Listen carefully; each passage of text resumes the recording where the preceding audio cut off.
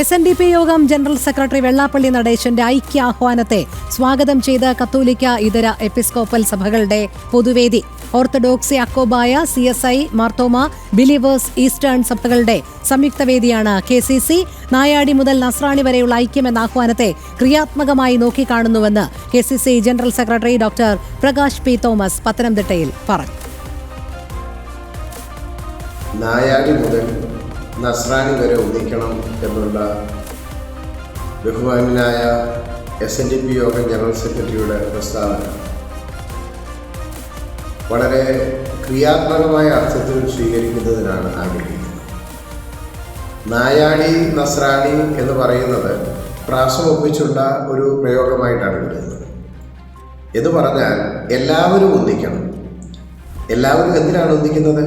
നന്മയ്ക്കായിട്ട് ഒന്നിക്കേണ്ടിയിരിക്കുന്നു. എല്ലാവരും ഒന്നിക്കുമ്പോൾ എതിർപക്ഷത്ത് ആരുമില്ല, എല്ലാവരെയും ചേർത്ത് നിർത്തുക. സകല മാനവനെയും ഒരുമിച്ച് ചേർത്ത് തിന്മയ്ക്കെതിരായി, തിന്മയുടെ ശക്തികൾക്കെതിരായ ഒരു പോരാട്ടമാക്കി ഇതിനെ മാറ്റേണ്ടിയിരിക്കുന്നു.